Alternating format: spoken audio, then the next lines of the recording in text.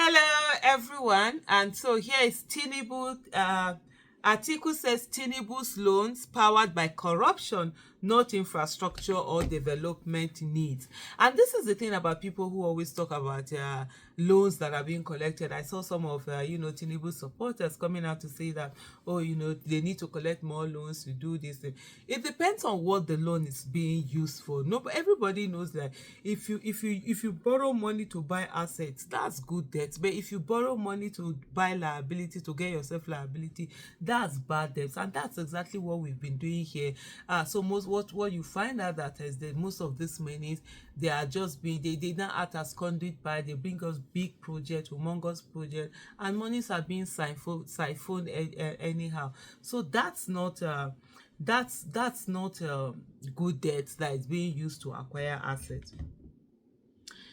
Former Vice President Atiku Abubakar has expressed deep concern over Nigeria's escalating debt following a World Bank report ranking the country as the third most indebted nation to the International Development Association (IDA).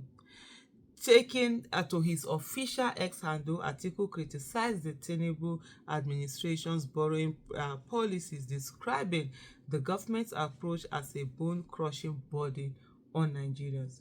His remarks came amid reports that the federal government has submitted a proposal to the National Assembly seeking to borrow an additional 1.7 trillion through euro bonds to address a shortfall in the 2024 budget. One of the things I just want us to do is to just take a moment, pause, think about it.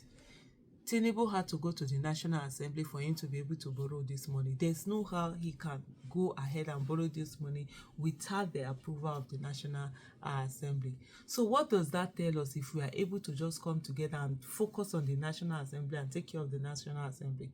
We'll be able to have a lot of checks and balances in place, and the National Assembly will, of course, serve as activists for us, serve and put an eye on the executive and hold the executive, accountable. And so it's very important the kind of people we vote into the legislative arm of government. And it's usually, like I always say, legislative arm of the government is the bedrock of democracy. At the end of the day, that's the place where real power is. Atiku questioned the rationale behind the new loan proposal, which is benchmarked at an exchange. What? I don't understand.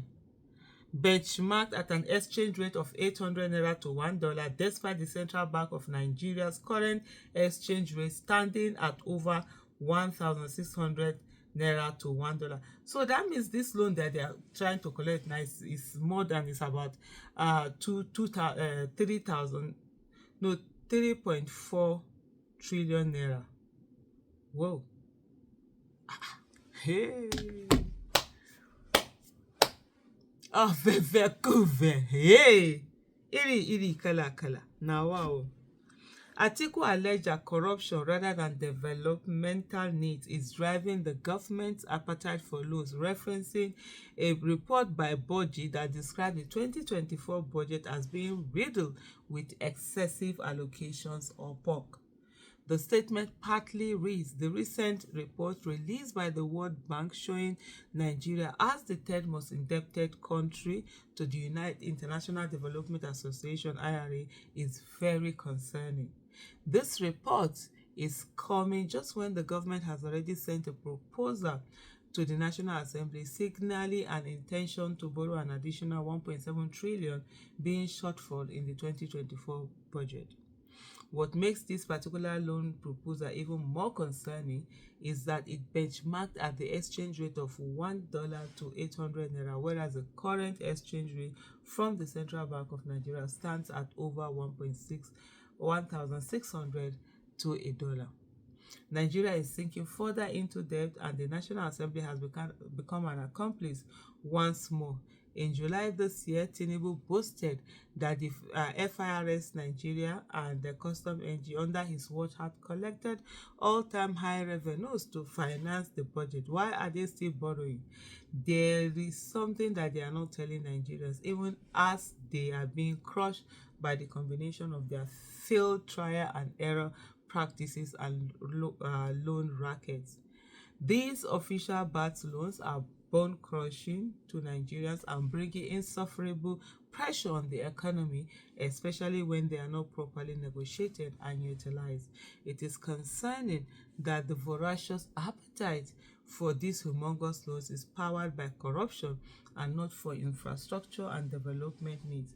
A report by a budget watchdog, has disclosed that the 2024 budget is a mess because of the level of pork associated with it. That's the level of padding. I feel a sense of personal agony saying that just a few years after the administration of President Obasanjo took our country out of foreign indebtedness, we are today back to the top spot in the same conundrum. It is time to apply more caution and arithmetic to the loan frenzy. But remember what I said to you earlier.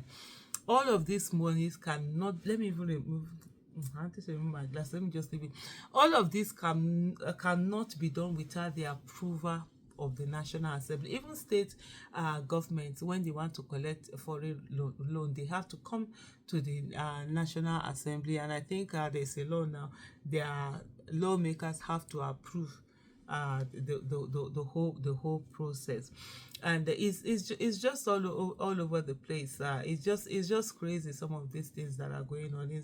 And when you see all of these monies being borrowed, it's not as if they are giving you this money for free.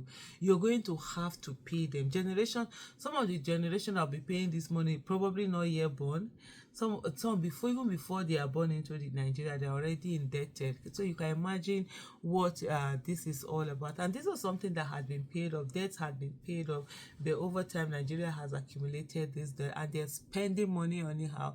No reduction in the cost of governance, buying things here, there, and there, building houses for judges, renovating, vice president house, both in Abuja and Lagos, buying presidential jets, buying presidential car, buying presidential yacht, carrying humongous amount of people to be traveling, all over the place. Traveling, doing nothing. Traveling, bringing nothing. There's just a whole lot of craziness out there that when you see this thing, you just can't even fathom the whole things that that just go on in Nigeria. But hey, as it is, we continue to talk, we continue to say this thing.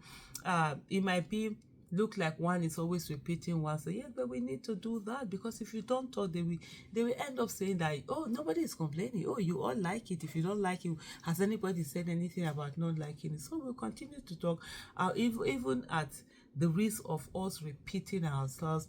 At the end of the day, it's about things that will work for Nigeria, and how do we get the best for Nigeria. Thank you so much for watching. Bye.